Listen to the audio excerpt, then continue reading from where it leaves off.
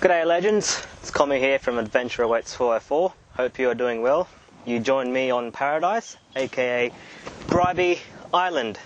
This is my home for tonight, and I thought I'll go through some of the 12 volt setups I've done to my car. So if you're interested, stay tuned. Right, if you're still here, thanks for sticking around. Let's start off with the business end of things, where all the brain, all the smart things happens that controls the secondary battery. Well, I say control, but it's more of a charging state and looking after the secondary battery, keeping it tip-top shape. Right, let's get the bonnet open. There we go. Now, if I can flip the camera around, I think that's how you do it. There we go. So here it is. This is the Projector IDC25. It's a 25 amp DC-DC battery charger. I went with this mainly because of how small it is and that it's dust and water resistant, which means I can do an under bonnet install, which is what I wanted because I don't have much room left in the back of the Landy. So that's that there. That's also a MPPT solar regulator, which is hooked. Yeah, that's an MPP solar regulator. So I've got a 160 watt solar panel up there. See if you can see it. A 160 watt solar panel is connected to that. So, yeah. I don't know if you can see it, but there's 3 green lights. It's charging on solar and alternator, and Jesus Christ, it's hot in there. What I like about that system is it prioritizes solar. So if the solar panel is making 15 amps of power, it's only going to ask the alternator for another 10 amps to bring it up to the 25 amp charging capacity that this unit has. So I reckon that's really cool because there's less strain, or the less the alternator has to work, so less load on the engine. Yeah, I don't know how much load there is, but that's what they say anyway. Also, for keen-eyed, if you're wondering what this little doohickey is, that's this is a massive relay isolator that bypasses that unit. And when I click a button inside the cabin, which I'll just quickly show you now. Let me use my art seeker. If I press this button inside the cabin, I don't know if you heard that click, but what that does is connects the auxiliary battery in the back to the start battery over there. So essentially, if your start battery dies for some unknown reason, which it does happen, I click a button inside the cab, that unit, this little thing will connect the second battery to the main battery, essentially jump-starting yourself. And over here, I'll show you the stuff in the main battery here, if I can get it to open. So from this battery, it goes through this 80 amp circuit breaker to that bus distribution box you saw over there. And I also have another doohickey here, the same relay isolator that's on that side, of the passenger side of the car. But this one is for the winch, so I can control the winch, turn the winch on and off from inside the cabin. Right, now before we move on to the back, we've got another few things down here. These are Anderson plugs. So this one is outlet for power, obviously, and this one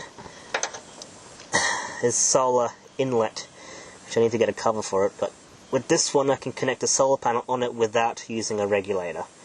So that's my little cool setup there. And I have the same at the back as well. So right here, that's another power outlet. Now that we're back here, let's look at some of the cool things I've done.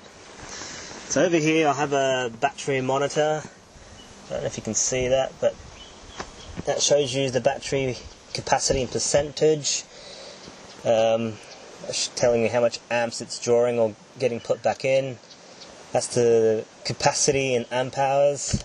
Gives me the voltage, and I like to keep it on in the percentage. Also here we have a 50 amp circuit breaker. This is the one that's connected to the DC-DC battery, not DC-DC battery, DC-DC charger. And right in there we have my 140 amp hour AGN deep cell battery, and my Google just turned on. But I have a picture of what's underneath here, so I'll just put it on now.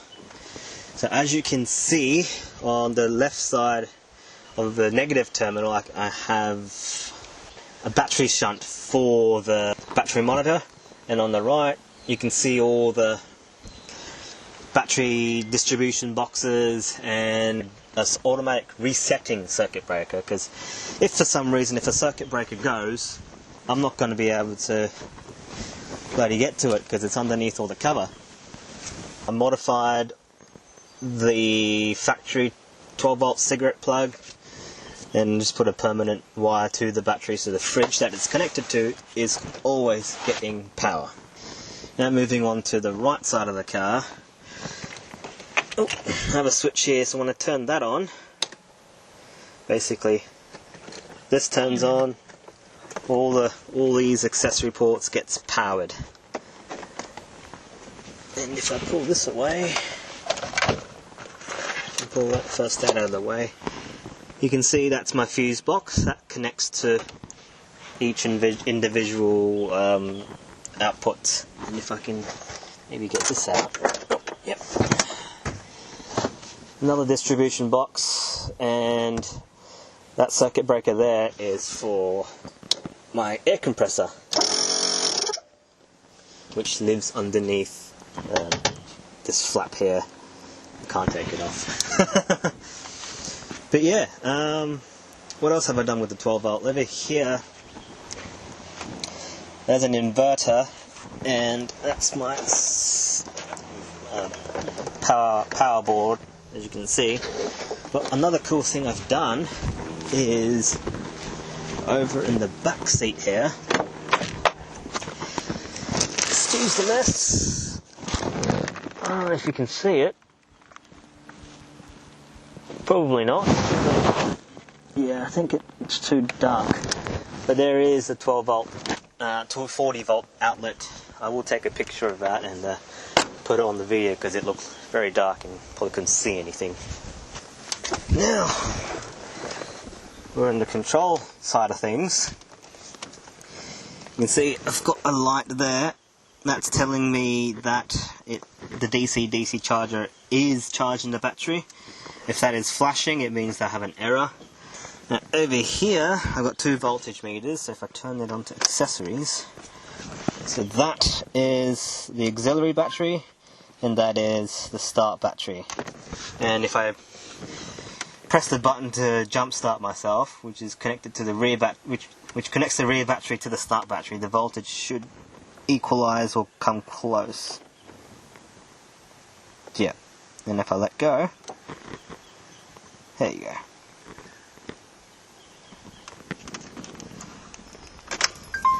So that's my 12 volt setup, I think. Yeah. Well, obviously it is my 12 volt setup because it's not anyone else's, is it?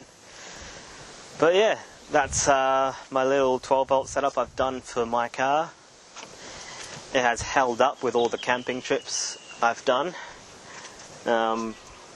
This is going to be the first summer that this new system I built is going to go through, so we'll see how well it will work.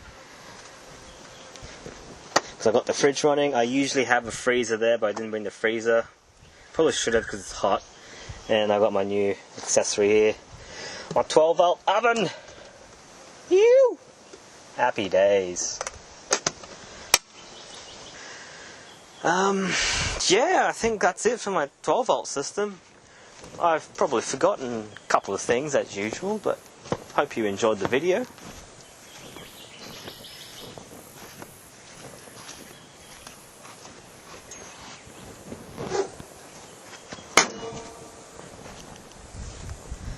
And I'll see you all next time. Catch us later. Thanks for hanging with me. I'm gonna enjoy paradise now.